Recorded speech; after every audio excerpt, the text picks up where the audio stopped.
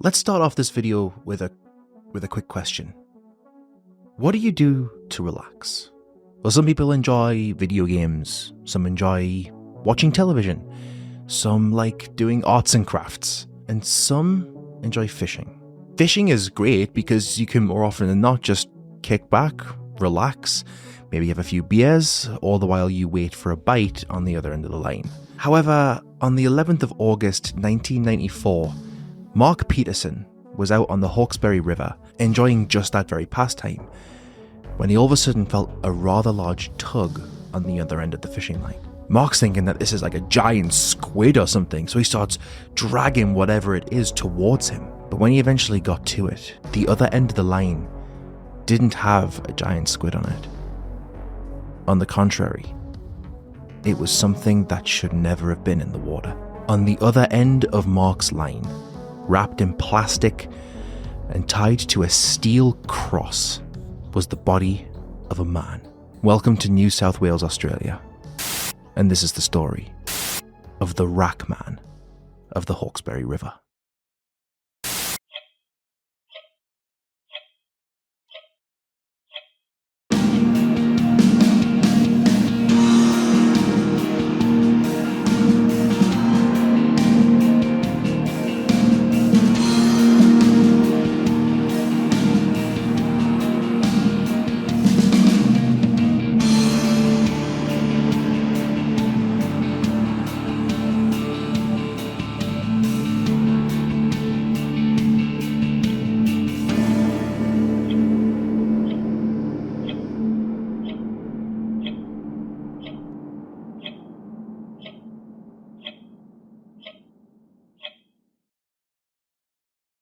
Now, I'm sure that when Mark Peterson started trawling the Hawkesbury River, which is just north of Sydney, he was expecting a day of just fishing.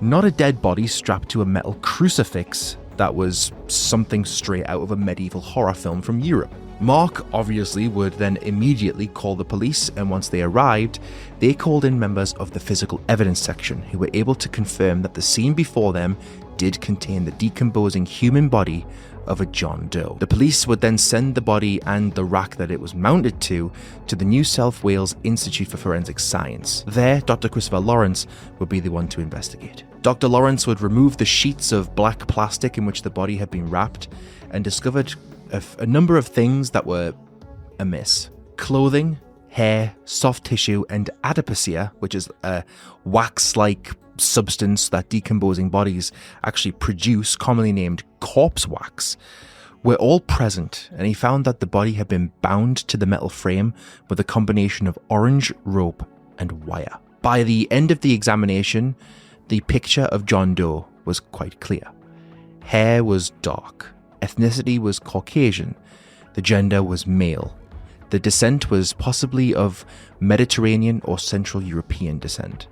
The age was between 21 and 46 years of age, and their height was between 5'2" and 5'4", or 160 to 166 centimeters. And the cause of death was blunt force trauma to the head. A final key point that Dr. Lawrence noted in his report was that it couldn't be known if the body was tied to the metal frame ante-mortem or post-mortem. I'm not sure if this information comes from Dr. Lawrence or not, but information exists to suggest that officials believe that the Rackman's date of death was around the 11th of January 1993. So his body had been in the Hawkesbury River for quite some time before it had actually been discovered. In order to figure out what in fact had happened, this was going to have to be a team effort. So Doe's skull was examined by the University of Sydney's forensic odontologist, Dr. Chris Griffiths. Dr. Griffiths had found out that Doe's skull was somewhat misshapen and that he had had dental work carried out when he was younger, as the lower right molar had been extracted. Then Emeritus Professor Donald Anderson, emeritus professor meaning that you have retired but you are allowed to retain your titles as an honour, of the School of Biological Science at the University of Sydney, carried out an analysis on something else. You see, the rack that the Rack Man had been tied to had more than likely been submerged in the Hawkesbury River for a while, since it had barnacles growing on it. Thus, Professor Anderson was able to conclude that the growth of the barnacles indicated that the wrack had more than likely been submerged for a little under 1 year, but couldn't rule out the possibility of it being over 1 year either. So we've got a rough time period of about a year. Therefore, we have Rackman's genetic makeup, we have a rough time frame as to when he may have been murdered, strung up and thrown into a river. But what about DNA? Well, unfortunately, fingerprint analysis was highly unlikely due to the composition and water erosion of the John Doe's hands. The fingerprints had just deteriorated to a point of them being basically gone. Decomp and water erosion were also to blame for the actual DNA sample being poor quality, so no matches could have been made if they had hit on any DNA databases. The next point of investigation was going to have to be John Doe's clothing.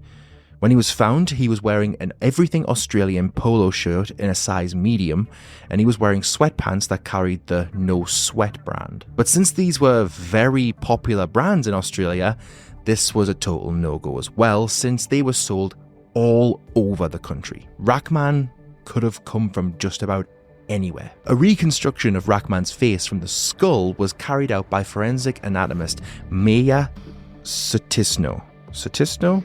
I'm going to say it's Sutisno. I'm going to say that. In turn, Detective Senior Constable Phil Redman, who was from the physical evidence section stated earlier, created computer-enhanced images of the reconstruction, adding different hairstyles to aid in the identification of who John Doe could have been. The images were posted to and published by newspapers and broadcasted on Australia's Most Wanted, both producing a bunch of leads. The most promising leads as to who on earth Rackman was pointed to two names, Joe Biviano and Peter Mitras. But who were these guys? Joe Biviano was actually a convicted drug dealer who went missing from a suburb of Sydney in 1993.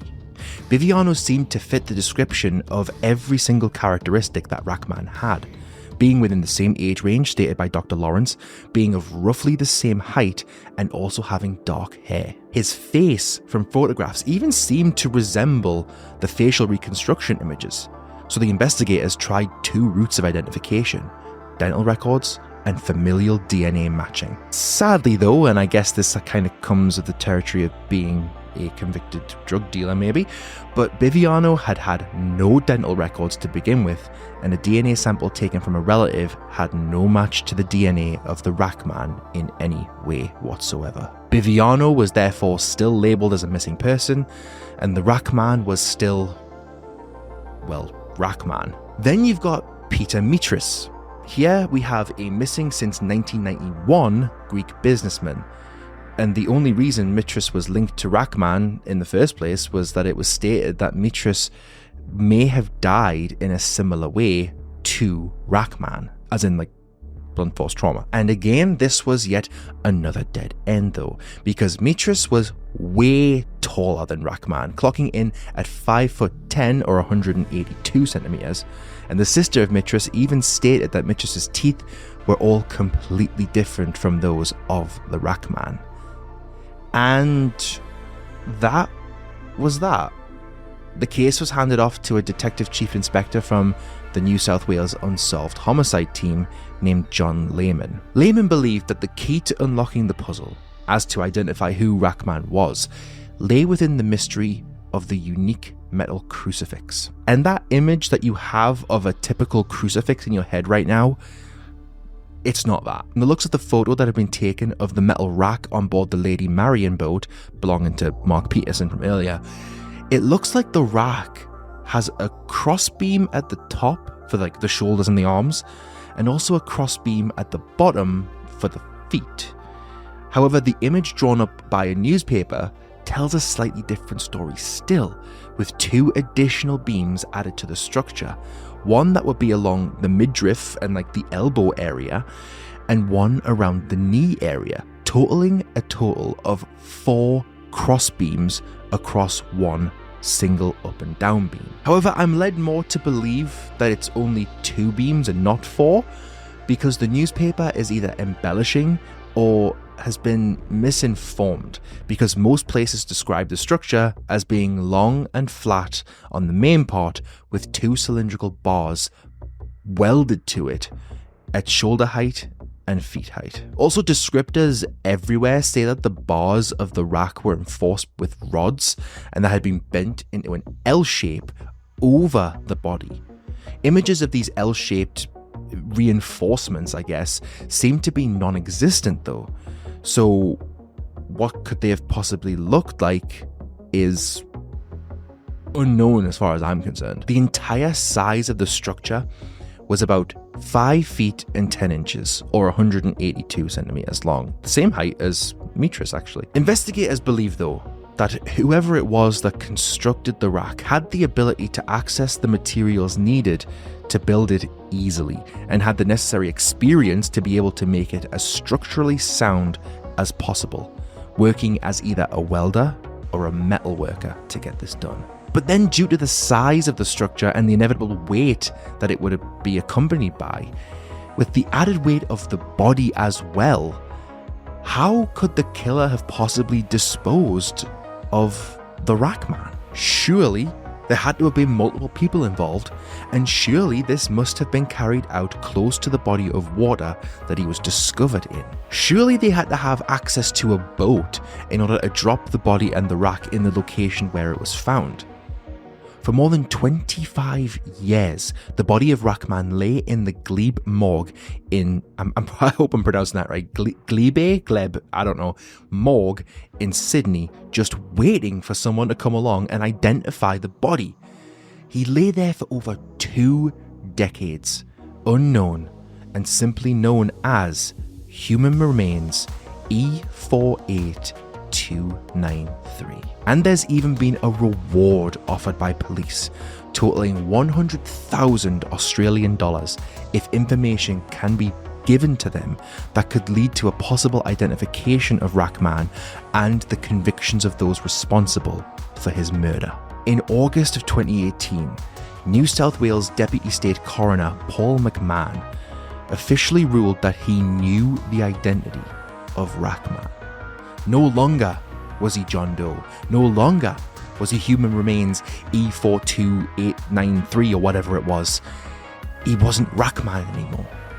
And with very little fanfare, Paul McMahon wrote a letter to the police commissioner that new DNA technology had confirmed that the identity of Rackman was 37-year-old Sydney man Max Tansevsky. And with that, the case was effectively closed.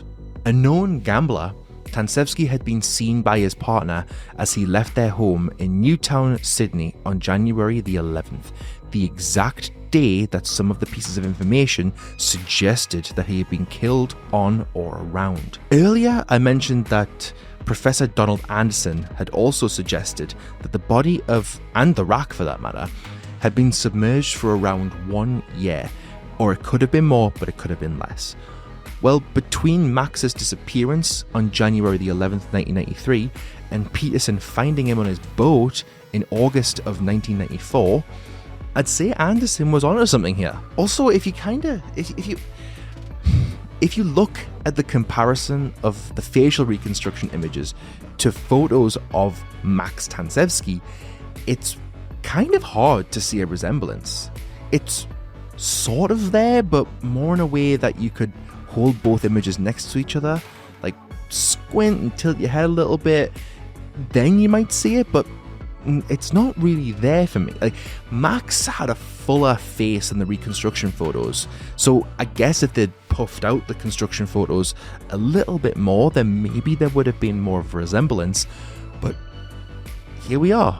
We have an ID, so that's no longer relevant, I guess. So this Tansevsky guy, he was known for going on wild gambling sprees on the Gold Coast, so his not returning on the day that he was supposed to return on was no real surprise initially. Eventually, though, he would be reported missing by his family and friends when they grew fearful for his safety.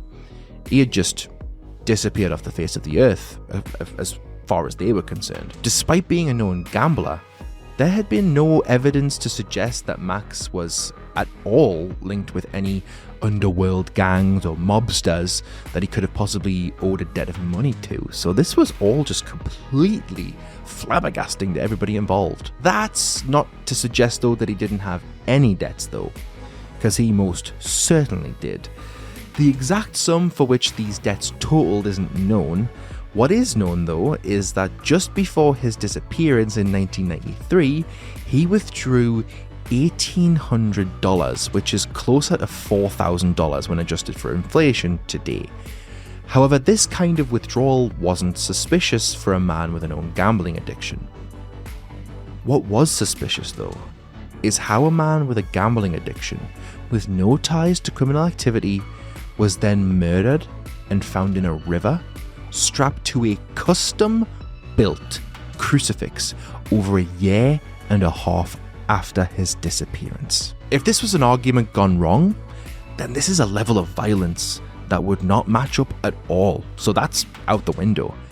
This whole thing does suggest links to criminal activity. It suggests that he was captured, tortured, and then killed as punishment for not paying a debt.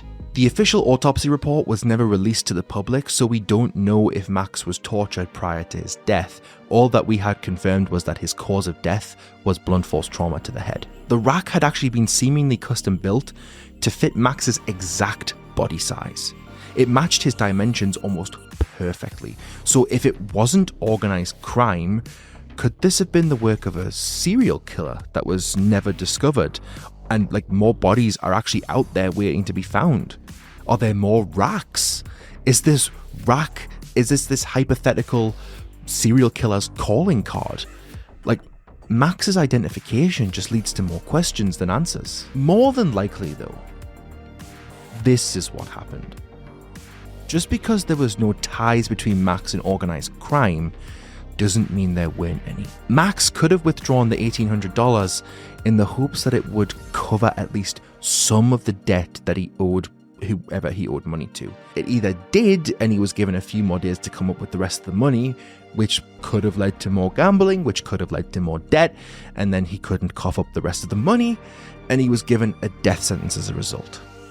Or whoever he owed the money to did not accept this $1,800 as cover and carried out the gruesome killing anyway. But again, that doesn't make sense, because if you owe someone money, you're never going to get that money back if they're dead. So your guess is as good as mine at this point. So I guess the picture that we're left to dwell on is that an unknown person likely had someone make a metal structure that would fit Max's proportions directly.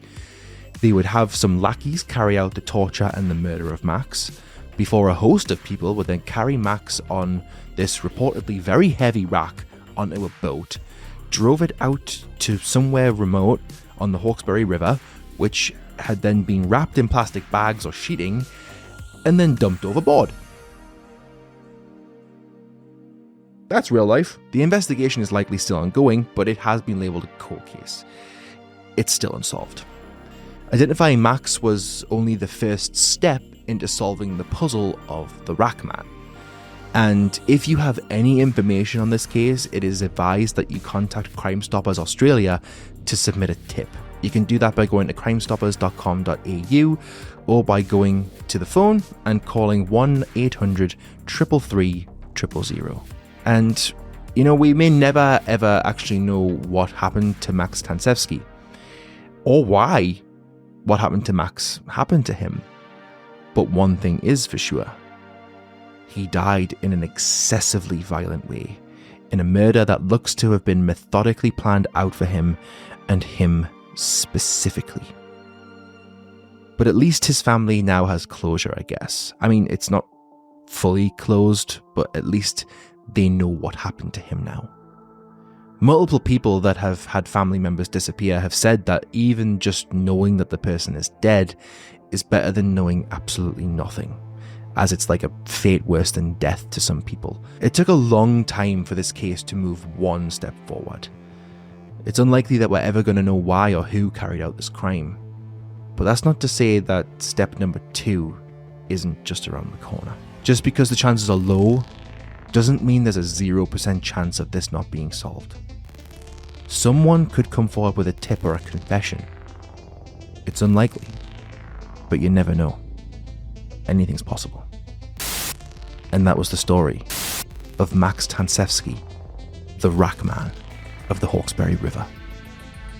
Thank you very much for watching, guys. This case has always been it's always been one that's just gnawed away at the back of my head for a while. It's one of them ones where if someone brings up true crime in modern conversation, I'm like, here's one from Australia. Personally, I don't know if this was organized crime or to be fair, that's really the only thing I can think of, because if it was a serial killer, they would have found more racks by now. They would have found something, because it just doesn't make sense for this to be a serial killer. So for me, this could just be a one-off thing. But even then, there could be a really, really smart serial killer who just kills people in the most convoluted, strangest of ways that you'll never ever find out they're actually a serial killer. It could just be chalked up to a bunch of individual one-off killings.